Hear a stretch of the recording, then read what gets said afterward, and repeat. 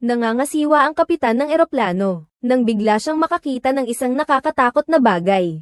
Isang kawan ng mga ibon.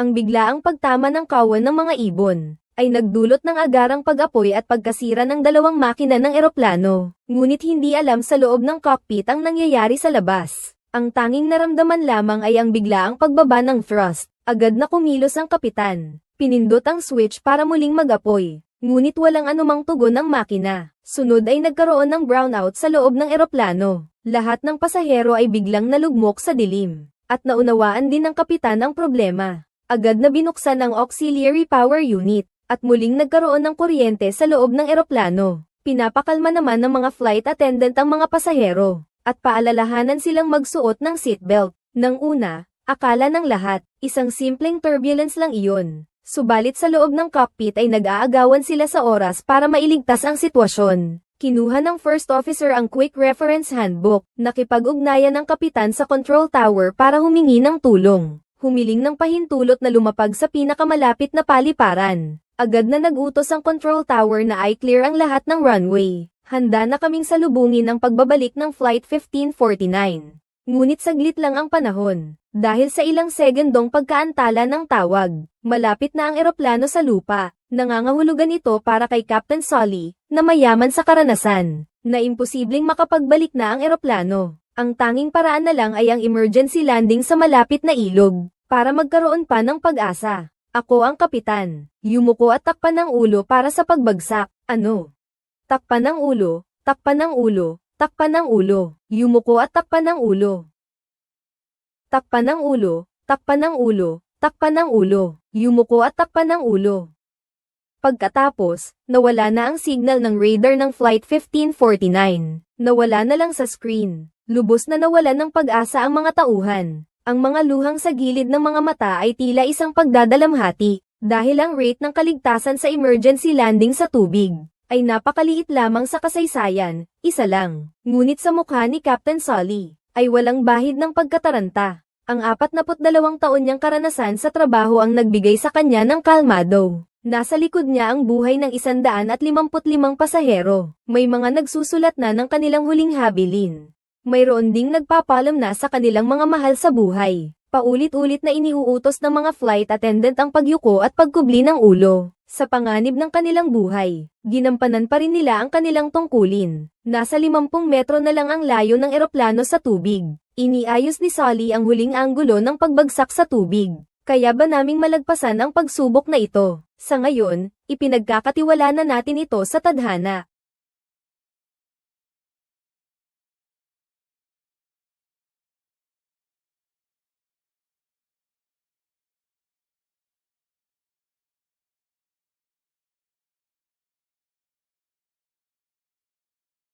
Dahil sa husay ng kapitan sa pagkontrol ng anggulo ng pagbagsak, ang eroplano ay maayos na nakalapag sa ilog Hudson. Tunay ngang isang himala na walang katulad. Nagsimulang magmasid ang mga pasahero sa paligid, puno ng takot at pangamba dahil sa naranasan. Ngunit hindi pa tuluyang nawawala ang panganib. Agad na damaloy ang tubig mula sa ilog papasok sa loob ng eroplano. Pinaalalahanan ni Captain Sully ang lahat na tanggalin ang kanilang seatbelts. Suotin ang inyong life vests. At sa kanya binuksan ng emergency exit. Maayos at sunod-sunod na lumikas ang mga pasahero palabas. Nakatayo sa pakpak ng eroplano habang naghihintay ng tulong mula sa gobyerno. May mga eksperto ring nagpasyang tumalon na lang sa tubig. Nais nilang lumangoy papunta sa kabilang pampang. Ngunit ang temperatura sa nagyayelong ilog ay bumaba hanggang sa 0 degrees Celsius. Agad siyang nanlalamig at nanginginig. Samantala, ang mga tauhan ng water rescue ay sunod-sunod na dumating sa lugar. Ang mga tauhan ng pagliligtas na galing sa iba't ibang lugar ay nagtayo ng pader ng pag-asa. Ang mga espesyal na pulis na nagmamaneho ng helicopter ay handa nang tumalon sa tubig.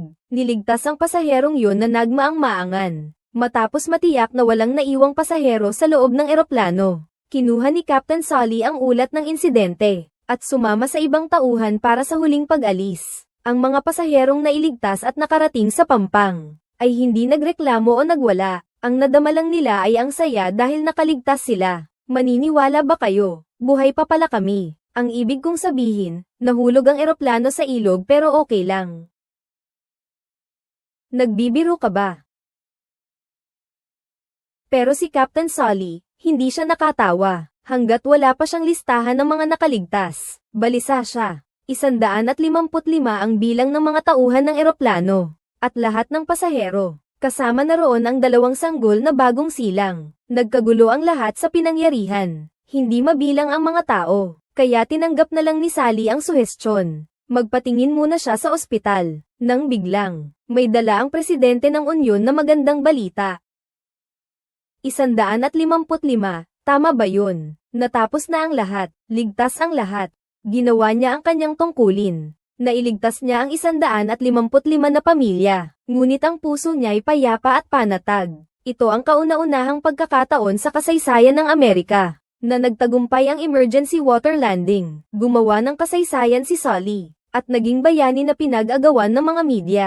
Ang kanyang oras ay hinahangad ng buong mamamayan ng Amerika. Ang mga driver ng taxi ay ipinagmamalaki pang ang masakyan siya, pero hindi lahat ay ganoon ang pananaw. Inalok siya ng National Transportation Safety Board na dumalo sa isang forum. Akala ni Sully ay isang simpleng pagdalo lamang iyon. Ngunit ito pala ay naging isang paglilitis sa kanya. Nagbuo ang NTSB ng maraming grupo ng investigador. Mayroon ng pagpapalagay na may kasalanan sa paglanding sa tubig na ito. Batay sa datos ng mga inhinyero, ang eroplano ay may sapat na lakas noon para makabalik. Bakit nga ba nag-risk pa ng emergency landing? Pagkatapos kong magsimulang lumiko pakaliwa, nagtanto ko na hindi na ako makakabalik. At mawawalan na rin ako ng ibang pagpipilian. Kaya mali ang pagbabalik sa LaGuardia Airport. Sige, sabihin mo nga kung paano mo kinuwenta ang mga parameters na iyon. Wala na akong panahon para magkwenta. Nakasalalay ito sa mahigit 40 taon kong karanasan sa paglipad, mahigit 10 beses na, sa aking husay sa pagtaya at bilis ng pag-iisip. Ibig mong sabihin, hindi mo. Tinansya ko lang. Tinansya mo lang. Ang mga opisyal na nasa tanggapan ay hinahamak ang karanasan at pagpapasya ni Captain Sully. Sila lang ang naniniwala sa malamig na datos na inilabas ng computer, at pinagdududahan pa nga nila ang kalagayan ng isip ko. Noong araw na nangyari iyon, gaano kakatagal nakatulog noong gabi bago ang insidente? 8 oras, sapat na iyon. Posible kayang sobrang baba ng iyong asukal sa dugo noon. Sapat ang tulog ko, at focus ang isip ko. Lubos kong alam ang nangyayari sa paligid. Kailan ka huling uminom ng alak, Kapitan Sally Virgo? 9 na araw na ang nakakaraan. Paano naman ang droga? Hindi pa ako nakakagamit noon. Unang Teniente Skiles, ikaw naman. Hindi po ako umiinom ng alak. Bago magsimula ang susunod na pagdinig, irerehistro nila ang lahat ng parameter, kasama na ang pagkabigo ng 2 makina, ang taas ng lipad, at lahat ng bagay na kapareho ng aktwal na nangyari. Tapos, gagawin nila ang simulation sa computer, para mapatunayan kung mali ang desisyon na maglanding sa tubig. Gusto sana ni Sully na bantayan ang simulation nila, pero tinanggihan siya dahil daw confidential ang data habang nag-iimbestiga. Samantalang bayani siyang nakapagligtas ng 155 na pamilya. Tapos, kinokontra pa siya ng mga tinatawag na eksperto na yan. Para sa co-piloto, nakakatawa na. Ang ganda naman ng resulta. Bakit pa nila kailangang maghanap ng butas? Pero baka iba ang tingin ng mga airline at kumpanya ng insurance. Dapat tayong maging handa sa posibilidad na iyon. Mabuti na lang at ang buong sambayanan ay sumuporta kay Captain Sully. Sa pagdinig, siya ang pinag-initan. Pero para sa media, siya ay isang bayaning kapitan na gumawa ng himala. Pati ang kanyang pamilya sa San Francisco ay pinag-agawan ng mga reporter. Ngunit noon ay hindi pa makakauwi si Sully para makasama ang kanyang pamilya. Pansamantala siyang inilagay sa isang hotel sa New York, at handa anumang oras na tawagin siya ng National Transportation Safety Board. Habang nasa ganitong kalagayan, naimbitahan siyang maging panauhin sa isang talk show. Sumabay din siya sa mga kasamahan niyang crew sa isang talk show. Naranasan noon ng Amerika ang krisis sa ekonomiya. Milyon-milyong tao ang nawalan ng trabaho. Kailangan ng lipunan ng isang bayaning magbibigay inspirasyon. Sa dami ng panayam at balita, si Sully ay naging isang kilalang tao. Ngunit may mga kamay na gustong siya'y ibagsak. Ang kumpanya ng seguro ay nahaharap sa napakalaking halaga ng kabayaran. Ang kumpanya ng eroplano ay pinag-aalinlanganan ng publiko. Ang mga opisyal ng Komisyon sa Kaligtasan ng Transportasyon ay maaaring managot dahil dito. Pero kung ang pangunahing sanhi ng aksidente ay ituturo sa maling pagpapalipad ng kapitan, maaari silang makaligtas sa isang antas. Sa ikalawang pagdinig, nagpresenta sila ng resulta ng computer simulation ng paglipad sa temperatura, taas, bilis ng hangin, at bilis na pareho sa araw ng aksidente. Ipinakita ng datos na ang eroplano kumpleto na ang mga kondisyon para makabalik, at ang 20 ulit na simulation ng pagbabalik ay pawang matagumpay. Ang computer simulation flight gamit ang parehong parameters ay nagpapakita na posible ang pagbabalik sa LaGuardia Airport. Hindi lang posible, napakataas pa ng tsansa ng tagumpay. Nang marinig ito, yumuko si Sully. Nagkamali kaya talaga siya noon sa kanyang paghatol, at pumili ng isang mapanganib na daan. Bukod pa rito, ipinakikita rin ng data system ng eroplano na pagkatapos ng pagtama sa kawan ng mga ibon, ang kaliwang engine ay patuloy na umiikot at may sapat na lakas, kaya hindi na kailangan pang buksan ang auxiliary power. Kaya naman ang sinabi ni Sully na parehong engine ay hindi na gumagana ay hindi totoo. Sunod-sunod na mga datos mula sa awtoridad, nagdulot ito ng pag-aalinlangan kay Sully. Hindi niya alam kung bakit, lubos ang pagkakaiba nito sa kanyang mga alaala noon. Kung ikukumpara sa kanyang mga nadarama noon, mas pinaniniwalaan ng mga tao ang mga datos na may basehan. Habang tumatagal at lumilipas ang araw mula nang mangyari ang aksidente, unti-unting naglalaho sa kanyang isipan ang mga nakakapangingilabot na alaala. Ang mga dating paniniwala niya sa kanyang mga ginawa at desisyon, sa ilalim ng matinding presyon, ay naging palaisipan ng pagdududa sa sarili. Ang kasunod na pagkabalisa ay nagpapaginhawa sa kanya gabi-gabi dahil sa bangungot. Sa panaginip, kanyang pinapiloto ang Flight 1549, at sinubukang bumalik matapos makatama sa mga ibon. Ngunit dahil sa limitasyon ng taas ng lipad, nang lumiko pa kaliwa ang eroplano, diretsyong bumagsak sa gitna ng New York City, na nagdulot ng isang trahedya na kumitil sa buhay ng daan-daang tao, hanggang sa mailabas na ang kaliwang engine ng eroplano, at ang buong cockpit voice recorder. Haharap na si Sully sa kanyang huling paglilitis. Kung mapatunayang mali ang kanyang desisyon na mag-water landing, sisisihin siya at ituturing na salarin sa kapahamakan ng mga pasahero. Ang mga media na noon ay pinupuri siya bilang isang bayani, o kaya'y agad na magtataksil. Si Sully Sullenberger, bayani ka ba o manloloko? Ang mas nakakamatay pa, kung ang responsibilidad ay mapatunayan na nasa kanya, ay agad na matatapos ang 42 taong pagiging kapitan niya ng eroplano, at mapipilitang magretiro. Walang pensiyon, walang anumang kabayaran, hindi kayang bayaran ang mataas na buwis sa ari-arian.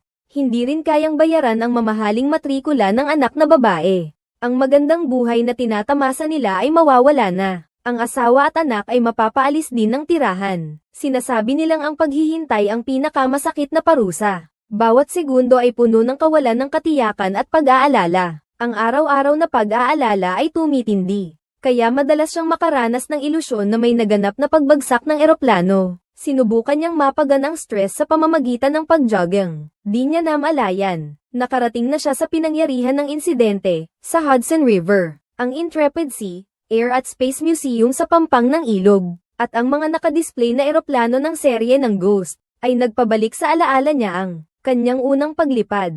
Malinaw pa rin sa kanya ang mga bilin ng kanyang instructor. Ang pag-aaral ng isang piloto ay walang hanggan. Magkakamali ka. Lahat naman ay nagkakamali. Matuto lang sa mga pagkakamali at magturo ng mabuti. At huwag kalimutan, anuman ang mangyari. Sikaping kontrolin ang eroplano. Oo naman, sir.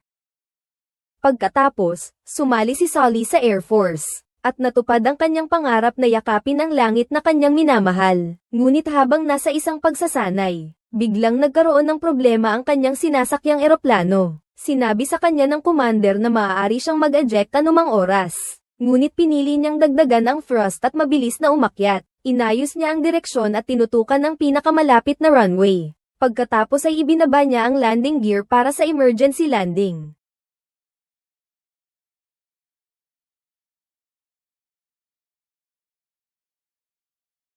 Iyon ang unang pagkakataon na nakaranas siya ng emergency landing, at sa gitna ng kahirapan ay hindi siya nagpanik o umiwas. Ang pagpili niyang harapin ang mga problema, ang nagpabago kay Captain Sully ngayon. Pero ang hamon na kinakaharap niya ngayon, ay medyo nakakalito sa kanya, dahil ang mga ebidensya ay hindi pabor sa kanya. Pumunta siya sa isang bar para pakalmayan ang sarili. Pagkaupo niya ay nakilala siya agad ng may-ari. Ikaw ba yun? Ikaw nga ba yun? Ikaw ba si Kapitan Sully?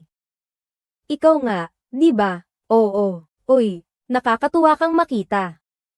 Ang amo ko'y bilib na bilib sa kabayanihan ni Sully noong araw na iyon. May inilunsad pa nga siyang bagong alak na pinangalanan sa kanya. Nag-cheers din sa kanya ang mga customer sa tabi. Samantalang siya naman ay paulit-ulit na pinapanood ang balita sa telebisyon. At nakahanap ng keyword para masolusyonan ng problema. Ang tamang panahon. Isang computer simulation na ginawa gamit ang code. Ay nakakapag-react agad pagkatapos ng aksidente. Pero hindi kayang gawin ito ng isang tao ng ganoon kabilis. Kaya naman tumawag siya sa pinuno ng unyon. At humingi ng tulong. Na humiling sa komite ng ligtas na transportasyon. Napalitan ng zero delay na computer simulation ng isang taong nagmamaneho. At kung ang resulta ay matagumpay pa ring pag-uwi, kusa niyang tinanggal ang kanyang medalya sa paglipad. Ang mahalaga ay ang tiyempo. Kung hindi ka nagmamadali, magagawa mo ang lahat ng bagay. Lubos akong sang-ayon dyan. Kaya mo bang ayusin? Gagawin ko ang lahat. Kailangan kong tumawag ng maraming beses. Pagbalik sa hotel, sinuot niya ang kanyang uniforme ng piloto. Kumuha ng isang papel mula sa kanyang wallet, nakasama na niya sa buong karera niya. Nakasulat doon, mas mabuting mag-antala kaysa magdulot ng sakuna. Gamit ang motto na ito, nakasakay na niya ang mahigit 1,000,000 na pasahero sa loob ng 42 taon. At walang kahit isang pagkakamali. Ngunit ngayon, dahil lang sa 208 segundo noong araw na iyon, ay haharap siya sa pagdududa at panghuhusga ng mga eksperto. Bago magsimula ang huling pagdinig, tumawag ang asawa kay Sully. Kanina'y nag-aalala pa ito sa mga mataas na bayarin. Ngunit ngayong umaga lang niya napagtanto. Isa pala si Sully sa 155 nakaligtas. Muntik na niyang mawala ang kanyang asawa magpakailanman. At sa harap ng kamatayan at buhay, ang mga problema sa buhay ay nawalan na ng halaga. Sinabi niya kay Sully, anuman ang maging resulta ng pagdinig, ay handa siyang makasama siya sa hirap man o ginhawa. Ang pagmamahal ng asawa, ang pagkilala ng mga estranghero, ay nagsanib-sanib sa sandaling ito at naging isang lakas ng loob, na sumuporta sa kanya upang harapin ang huling pagsubok. Sa sandaling ito, bumalik ang tiwala ni Sully sa sarili. Tahimik at komportableng umupo siya sa kanyang upuan sa pagdinig. Napakagaling ng presidente ng Unyon, si Tracy Harmon. Matagumpay niyang naipilit na palitan ang computer simulation ng aktwal na pagmamaneho. At unang beses na ipinakita ang buong proseso sa publiko. Lahat ng parameter ay naitala ng computer. Pagkatapos ay ini-restore ng teknolohiya ng isa sa araw ng insidente. Simula ng simulation, pagbangga ng mga ibon, nasira ang 2 panig na engine. I-off ang automatikong pagmamaneho. I-on ang pantulong na power system. Pagkatapos ay contaken ang control tower. Maghahanda na para sa pag-uwi sa LaGuardia Airport. Sunod-sunod na mga galaw na maayos at mabilis. Halos walang anumang pagkaantala. Sa huli ay maayos at tahimik na. Nakarating sa runway ng paliparan. Ito ay ayon sa batas, Kapitan Sullenberger, at parehong plano ng pagbabalik ay ligtas na paglapag. 2 paliparan, 2 runway, 2 paglapag lahat ay matagumpay. Ang resulta ay eksaktong kapareho ng simulation ng computer. Nang isipin ng lahat, na si Kapitan Sullenberger ay mapapahiya, siya ay agad na nagsabi, ang simulation flight ay hindi isinama ang human factor, kahit na ang pinakasanay na piloto. Kahit sa mga biglaang pangyayari, kailangan pa rin ng panahon para makapag-isip ng solusyon. At ang 2 piloto na nagsagawa ng simulation, ay parang mga robot na lamang. Pagkatapos masagasaan ng mga ibon, hindi na nag-check ng mga sira, walang pag-aalinlangan. Diretso silang bumalik sa paliparan. Alam na nga pala namin ang direksyon at ruta. Para bang may dala na kaming sagot papasok sa eksamen. Walang nagsabi sa amin noon. Walang nagsabi sa amin, haharap kayo sa pinakamababang altitude na inyong mararanasan, at parehong sasabog ang inyong 2 makina. Pero huwag kayong mag-alala. Lumiko lang kayo pakaliwa at bumalik sa LaGuardia Airport. Para lang kayong bibili ng gatas doon. Cap, ito ay sa taas na 2,800 talampakan 853.44 metro, na may 2 engine na parehong nasira, at agad na sumunod ang emergency landing sa tubig. At saka may 155 katao pa sa eroplano. Wala pa sa kanila ang nakaranas ng ganitong emergency training. Wala talaga. Sa inyong simulation ng paglanding, Sobrang exaggerated pa yung pag-ikot ninyo. Hindi naman kami ang Blue Angels.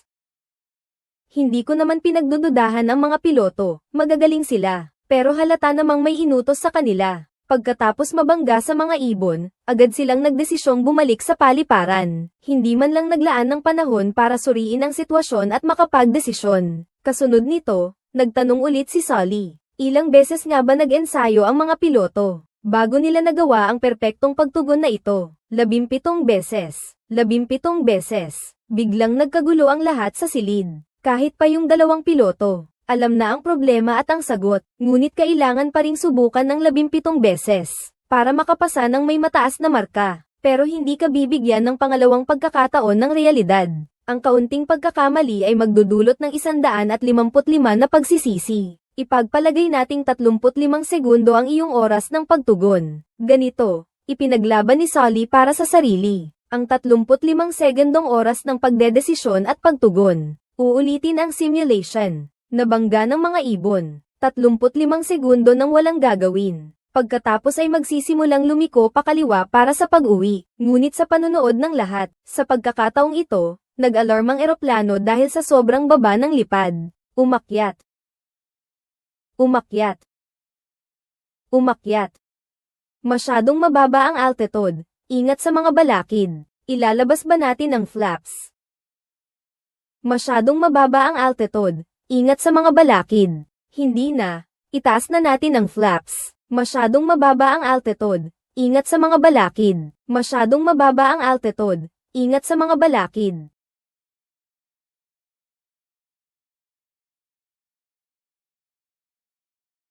Diretsong bumangga ang eroplano sa mga pasilidad sa labas ng paliparan. Ang 35 segundong pagkaantala ng tao. Para itong isang eksaktong susi, biglang naibunyag ang bulag na punto ng teknikal na rasyonalidad.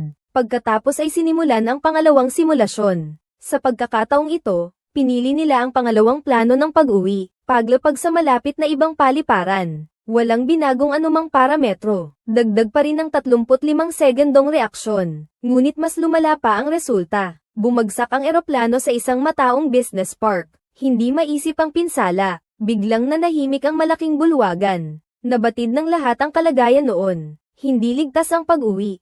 Ang paglanding sa tubig na pinili ni Captain Sully, ang pinakaangkop, at may pinakamataas na posibilidad na makaligtas. At bago ang huling hatol, kailangan pa nating pakinggan ang black box recording ng Flight 1549. Sabay-sabay na nagsuot ng headset ang lahat, para maramdaman mismo ang hindi pa nagagawang insidente ng pagbagsak ng eroplano. Maya-maya lang nang umalis ang eroplano sa paliparan, ay nabangga ito ng isang kawan ng mga greater white-fronted goose. Agad na nagliyab ang dalawang makina at nawalan ng lakas, gamit ang datos sa instrumento. Inion namin ang auxiliary power unit, at kaagad na nakipag-ugnayan sa control tower para humingi ng tulong. Kinuha ng co-piloto ang quick reference handbook, para hanapin ang solusyon sa pagkabigo ng dalawang makina. Nagbigay ang control tower ng dalawang opsyon para makabalik, pero saglit lang ang oras. Nasa mababang altitude na ang eroplano, sa 2,500 talampakan. Ang tanging pagpipilian ay ang emergency landing sa malapit na Hudson River. 170 knots 314.48 na kilometro kada oras ang bilis, parehong engine ay sira, sinubukang buksan ng isa pa. Captain ng 1549, naroon ka pa ba? 150 knots ang bilis 277.8 kilometro kada oras. Ilalabas pa ba natin ang flap number 2? Hindi na, panatilihin na lang natin. Umakyat, umakyat. Umakyat, umakyat. Umakyat. Maghanda na sa pagtama, umakyat. 20A.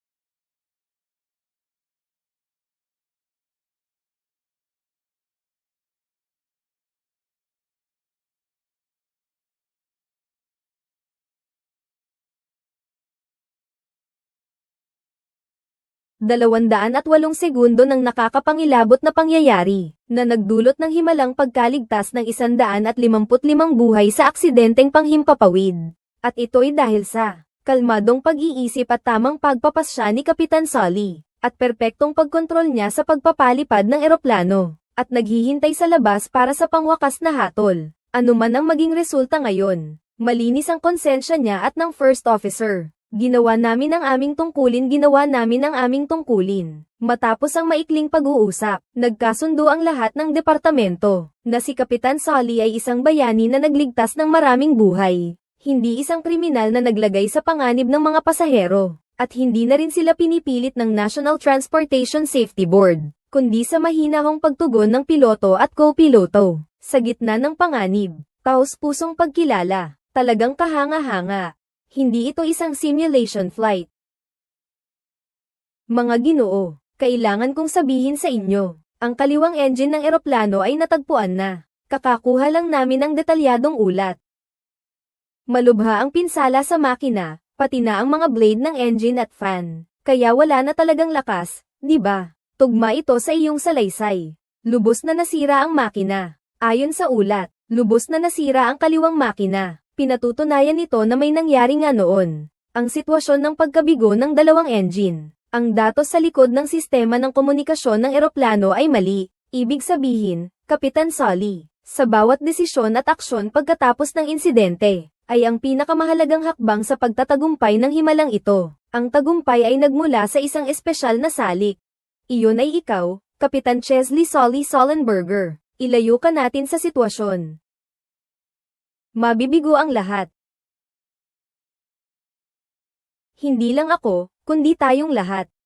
Para kay Sully, hindi sa kanya lang ang tagumpay, dahil hindi ito magiging posible kung hindi dahil sa pagsisikap ng lahat, ang mga tauhan ng eroplano na gumawa ng kanilang tungkulin, at ang mga pasaherong lubos na nakikipagtulungan, at ang control tower na tumulong sa pakikipag-ugnayan sa mga rescuer sa lupa, ang unang dumating na pangkat ng mga rescuer sa pinangyarihan. Sila ang mga tagapaglikha ng himalang ito. Ang kanilang pagsisikap ay hindi dapat balewalain. Isang totoong kwento ito. 15 ng Enero taong 2009. Nang ang flight 1,549 na ay mapilitang lumapag sa Hudson River, may mahigit 1,200 katao na mga tauhan ng pagliligtas ang nakilahok sa operasyon. Sa loob lamang ng 24 na minuto, para mailigtas ang lahat ng 155 katao sa eroplano. Habang pinupuri at pinagyayabang ng media, si Captain Sully bilang isang tagapagligtas na bumaba mula sa langit, ibinalik niya ang karangalan sa bawat isa, dahil ang himala ay hindi isinulat ng isang tao lamang,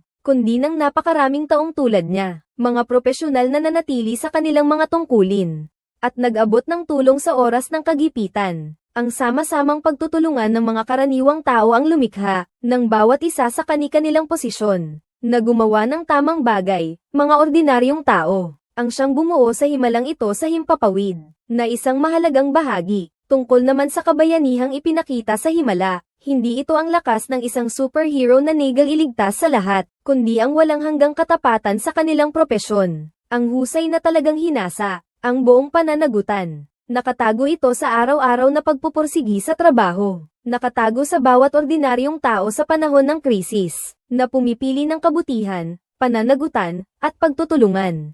Ang mga propesyonal na kakayahang nabuo sa simpleng trabaho. Ang tapang na nagpakita sa oras ng aksidente. Ito ang taglay natin sa panahon ng krisis. Ang pinakamaasahang haligi, yaong mga nagmumula sa pinagsamang kabutihan at propesyonal na kasanayan, na nagsasama-sama upang maging liwanag, sa wakas ay sisikat sa kalangitan ng kasaysayan. Himala, nilikha ng lahat ng tao ng sama-sama.